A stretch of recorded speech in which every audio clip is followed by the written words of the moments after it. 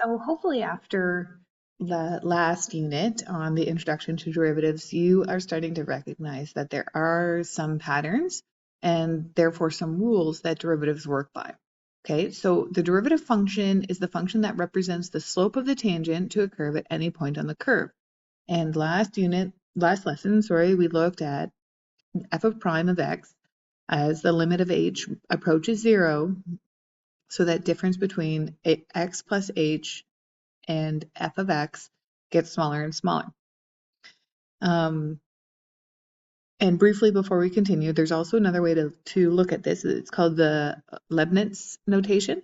And so we're just saying that the derivative of x could also be saying the derivative of y in relation to x, okay? And so we'll use this more in actual applications, physics applications, where we want to keep track of which variable we're considering taking the derivative in relationship to. Okay, that's an aside. So in order to do this, we want to do it a little bit more efficiently than we were last lesson. And so there's a whole bunch of derivative rules that we can use so that we can move about taking the derivative a little bit more efficiently. So the first rule is the constant rule. So if f is a constant function, so like f of x equals c, then the derivative is going to equal 0. And that should make sense because the slope of a constant function is 0. So maybe that's a constant function. Therefore, the slope of the tangent must also be 0. The second rule that we're going to look at is called the power rule.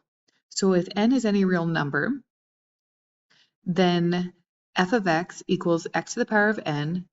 Then the derivative of that, so f prime of x, is going to equal n x n minus 1. Okay, so this implies that for any polynomial function f, the derivative f prime of x is 1 degree less. And we can look back at our examples from before and see how this actually follows. So let's try a few. Okay, so I have f of x and I want to get f prime of x. The function is x squared, so I'm going to follow this notation. I'm going to take the squared, the n, and put it out front. Then I put my x, and I put n, which is 2, minus 1 there. So the derivative of this function is 2x. Let's try another one. I have g of x, so the derivative of g of x is g prime of x. I'm going to take my n, put it out front, then I have x, and I have n minus 1 up there. So the derivative of g of x is 3x squared. This pattern holds true. This is the power rule for all types of functions. Okay, let's have a look at these ones, a little bit more complicated. So first, I'm just going to rewrite this not as a fraction. So I'm going to actually get my negative exponent back just so I can see what I'm actually doing here.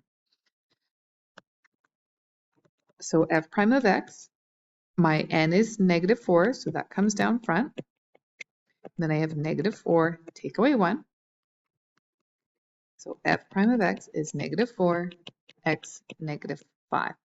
I can rewrite this again to get rid of the negative in my exponent, which is the proper format. So I might do that. Okay, here I have a fractional exponent, so I'm going to rewrite that. So this is actually x to the third. So now y primed, I'm bringing down my n.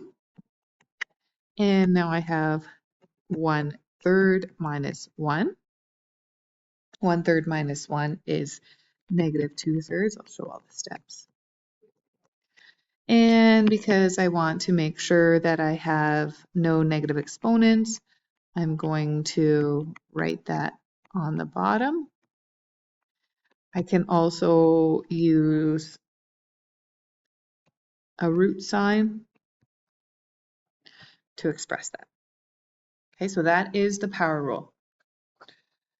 Okay, another rule is the constant multiple rule. So in this case, the derivative of a constant times a function is the constant times the derivative of the function. And you'll see where and why this becomes relevant. So we're just taking the power rule, and we're adding a constant property of the function. Okay, so in this case, I have a constant of 5. My rule says that the derivative of a constant times a function is the constant times the derivative of the function. So I need to keep my 5 there, bring down my n, and subtract 1 from the n as the exponent. So f prime of x is 30x5.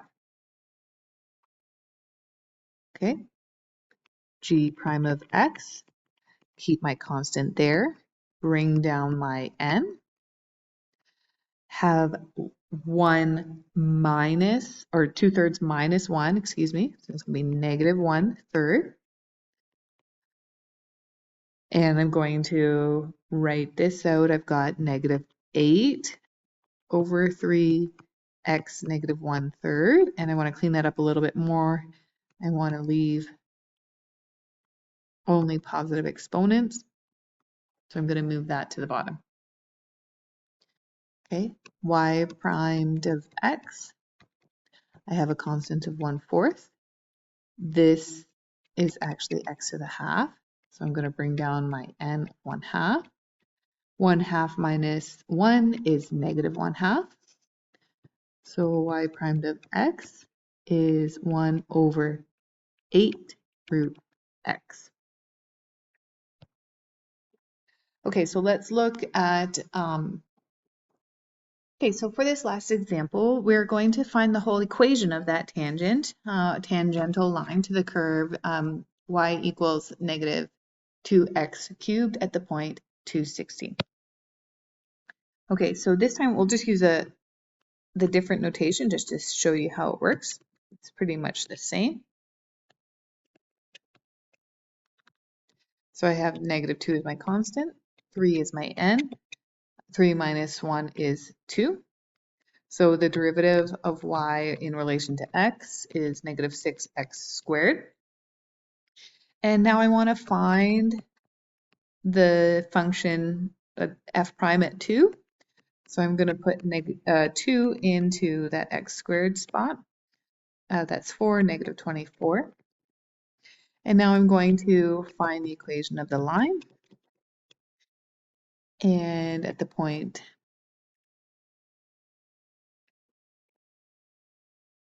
I've got 16, my slope is negative 24, my x is 2, plus b. Oh, sorry, this should be a negative. Negative 16 plus 48 equals b. B equals 32. Write out the equation of my line. Negative 24x plus 32. That question is done. Okay, so you have a few homework questions to practice on, page 83, 1, 4, 7, and 10.